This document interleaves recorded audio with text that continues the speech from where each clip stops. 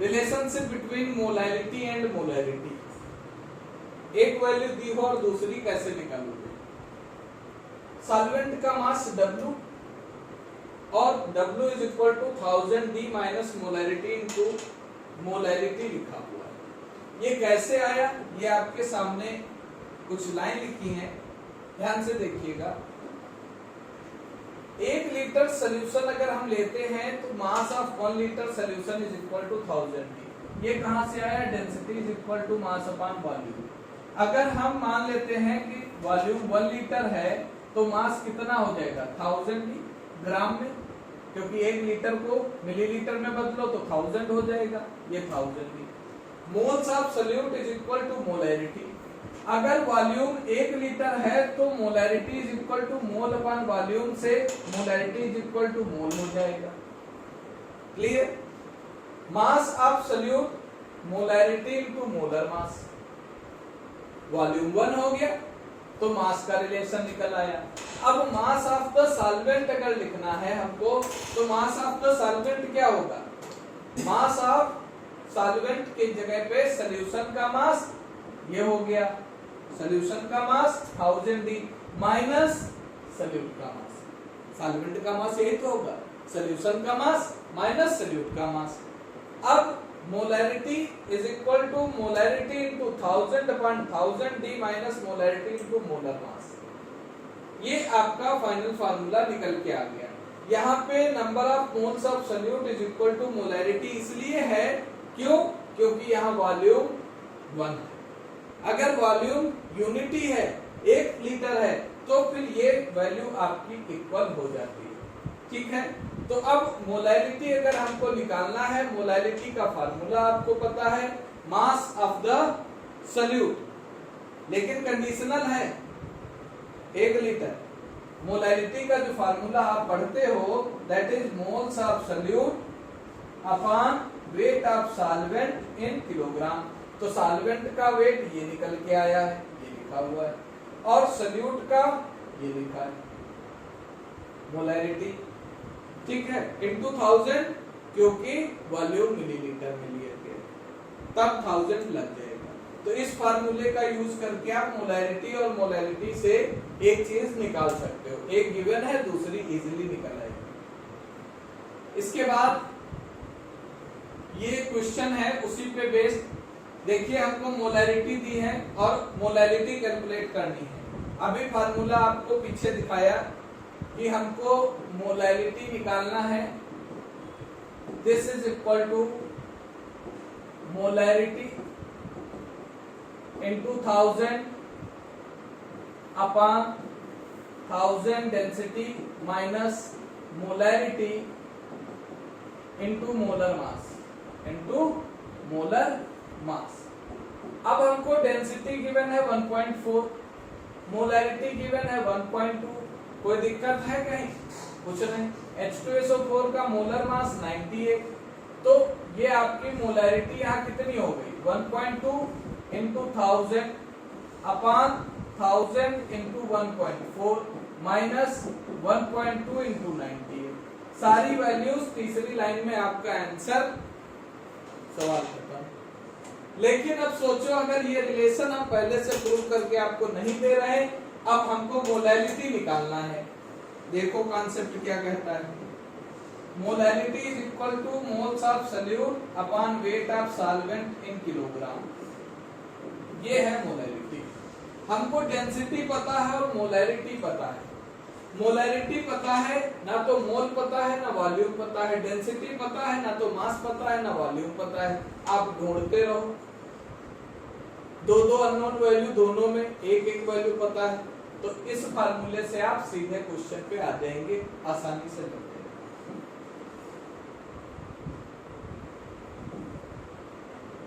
Normality, normality क्या होता है, number of gram equivalent of solute present in the 1 litre of solution, ये है normality. Normality is equal to gram equivalent volume of solution. हम generally unity consider करते हैं, volume of solution, और ये लीटर में लिया जाता है, ये बात ध्यान रखिए। ग्राम इक्विवेलेंट को हम ई से रिप्रेजेंट करते हैं और वॉल्यूम को बी से, ये भी फार्मूला बन के आता है। ये जो स्मॉल ई है this is equal to mass upon equivalent mass, mass upon equivalent mass. अब मास तो पता है, चलो पहले नॉर्मलिटी का फार्मूला लिख दिए, मास upon equivalent mass into volume. अब समस्या खत्म नहीं हुई, क्यों खत्म नहीं? कोई बताएगा? क्योंकि एक नया टर्म यहाँ पे इंट्रोड्यूस हो गया, इक्विवेलेंट मास। इक्विवेलेंट मास क्या होता है? इक्विवेलेंट मास होता है मोलर मास,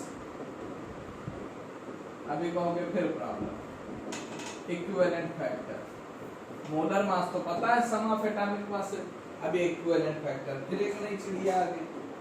ये नई नई चीजें आ जाती हैं, कंफ्यूजन क्रिएट होती है। अब इक्विवेलेंट फैक्टर नई चीज नहीं है, बहुत पुरानी है, वैलेंसी ही है, लेकिन वैलेंसी हम एटम की देखते थे, अभी हमारे पास पूरे पूरे कंपाउंड होंगे, कंपाउंड की वैलेंसी कहां से निकालेंगे? इक्विवेलेंट फैक्टर क्या हो जाएगा? इक्विवेलेंट फैक्टर निकलेगा acidity of base, acidity of base, या दूसरा पॉइंट होगा basicity of acid, basicity of acid, तीसरा पॉइंट होगा charge of ion, charge of ion, या फिर valency of atom, valency of atom. अब एक बात यहाँ पे और ध्यान दीजिए, एसिडिटी ऑफ बेस का मतलब है number of OH minus ion, इस बेसिसिटी ऑफ एसिड का मतलब है number of H plus ion. किसी एसिड में कितने H प्लस आयन है, लेकिन ध्यान रखिएगा रिप्लेसेबल H प्लस आयन, जो उसमें से निकल सकते हैं, हर जगह सारे H प्लस नहीं निकलते। जो हाइड्रोजन सेंट्रल एटम से डायरेक्ट अटैच हो जाता है वो कभी भी रिप्लेस नहीं होता, वो बाहर नहीं निकल सकता। आपको एग्जांपल दे रहा हूं, जैसे आपका ये HPO3 का स्ट्रक्चर है, H3PO3 का ये स्ट्रक्चर है, इसमें देखिए एक H डायरेक्टली जुड़ गया, अब इसमें से केवल 2 ही H रिप्लेस होंगे, तो इसकी बेसिसिटी 2 होगी। सेंट्रल एटम से डायरेक्ट हाइड्रोजन जुड़ जाएगा, वो रिप्लेसेबल नहीं होगा। ये नंबर ऑफ H प्लस जो है, ये रिप्लेसेबल H प्लस आयन की संख्या लेनी है, भूलिएगा मत, ये ध्यान रखिएगा। अगर कोई आयन है तो उसका जो चार्ज है वही उसकी वैलेंसी है, एटम है तो उसकी वैलेंसी आप पढ़ते आ रहे हो, उसके वैलेंस इलेक्ट्रॉन देख के निकाल लेंगे। दूसरा टर्म है मोलैरिटी, इंडिपेंडेंट है टेम्परेचर से, इसलिए मोलैरिटी जो है it is better concentration unit than, molarity is better concentration unit than molarity, क्योंकि ये टेम्परेचर पे डिपेंड नहीं करता, इसमें वॉल्यूम नहीं होती। Molarity is equal to moles of solute upon weight of solvent in kilogram. Mole को डिवाइड करोगे मास अपॉन मोलर मास में, तो mass upon molar mass into weight of या mass of solvent in KG. अगर gram में है तो फिर 1000 से डिवाइड करोगे। फॉर्मेलिटी क्या है? मोलैरिटी की तरह ही फॉर्मेलिटी भी एक कंसंट्रेशन यूनिट है। फर्क कहाँ पे आ जाता है ये ध्यान दे लो, थोड़ा सा बस फर्क आता है। जहां हम मोलर मास ले रहे हैं, मोलर मास को अगर रिप्लेस कर दो, रिप्लेस्ड बाय किससे?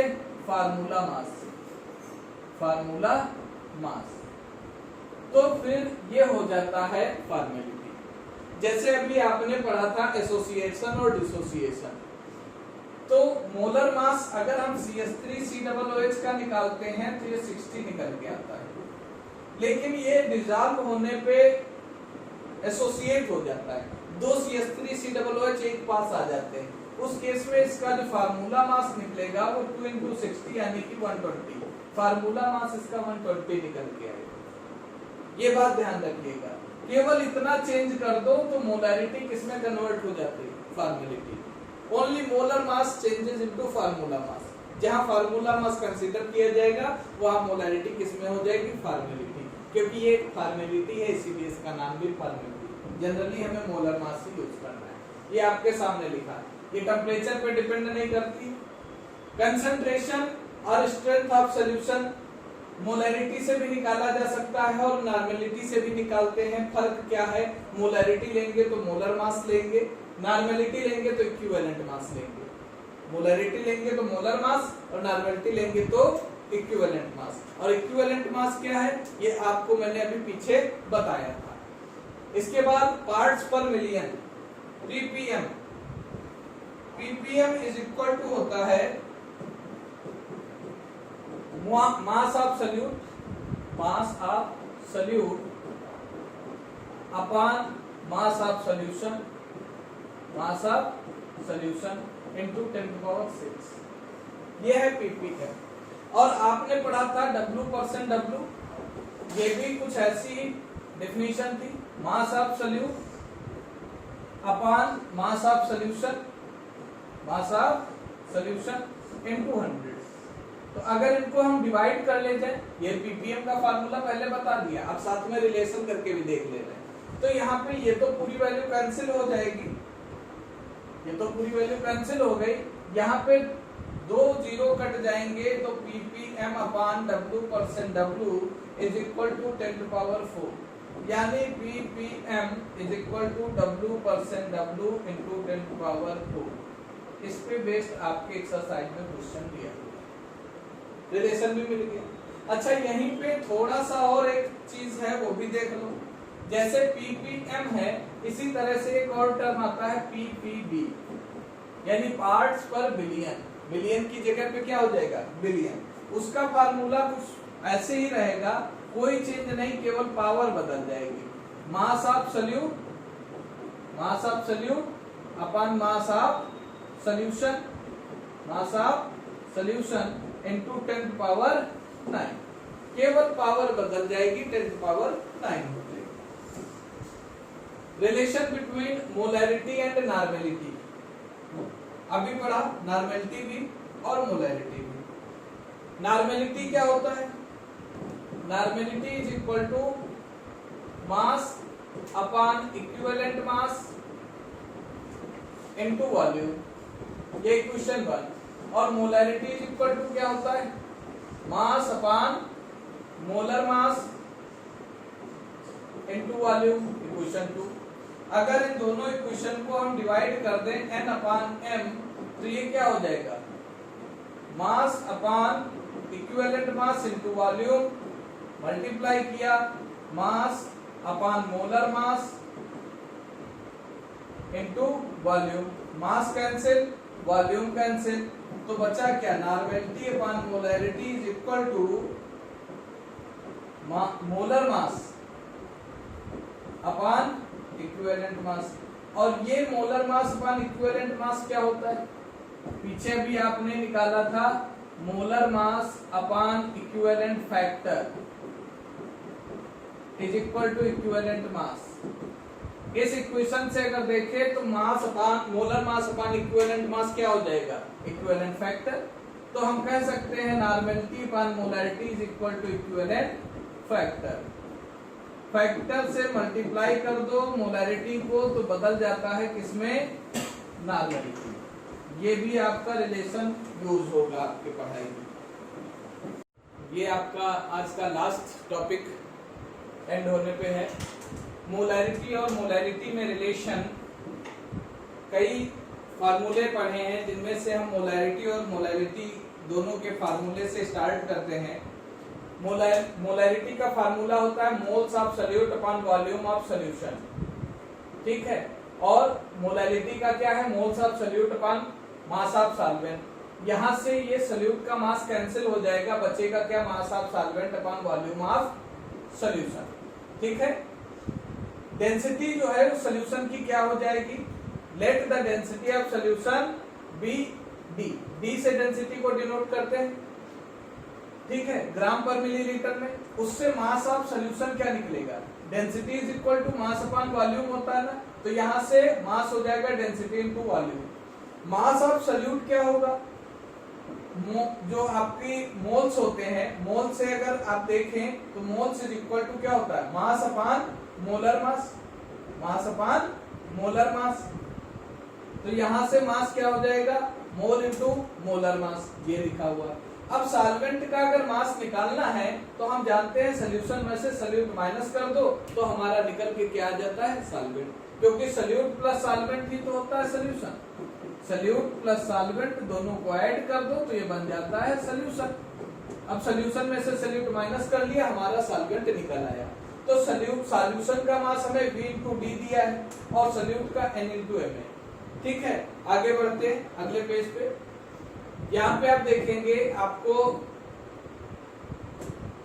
सबसे ऊपर वही लाइन लिखी हुई है।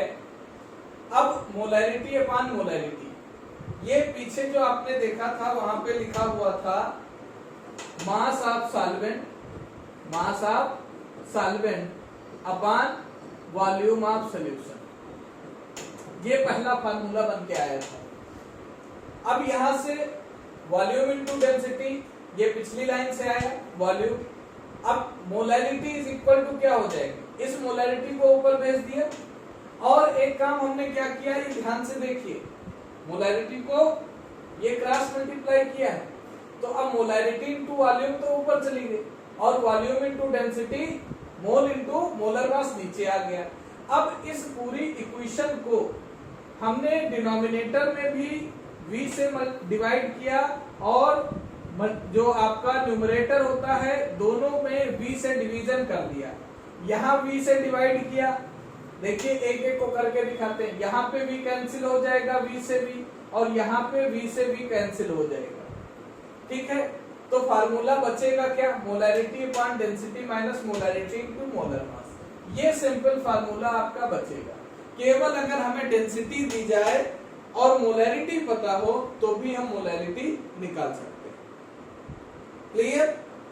और दूसरी चीज, हमारा जो डेंसिटी है यहाँ पे एक पॉइंट लिखा हुआ है, density of solution is approximately 1। उस कंडीशन में molarity is greater than molarity, molarity जो है वो मोलैरिटी से ग्रेटर होगा।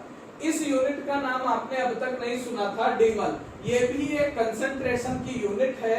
मोलर कंसंट्रेशन यानी मोलैरिटी के इक्वल होती है, लेकिन तब जब टेम्परेचर हमारा 0 डिग्री सेंटीग्रेड हो, यानी 0 डिग्री सेंटीग्रेड टेम्परेचर पे जो मोलैरिटी होती है दैट इज कॉल्ड डेमल। ये कंसंट्रेशन यूनिट्स थी और एबनॉर्मल कॉलिगेटिव प्रॉपर्टी इसी के पहले पढ़ी। यहाँ पे आज का लेक्चर खत्म होगा। इसके बाद सिर्फ एक लेक्चर और बनेगा, उसमें सिर्फ इस चैप्टर के 9 important questions, 8 to 9 important question जो बोर्ड में आते हैं वो आपको हम दिखाएंगे करते हुए। तब तक के लिए पढ़ते रहिए, कमेंट करते रहिए। Thank you very much.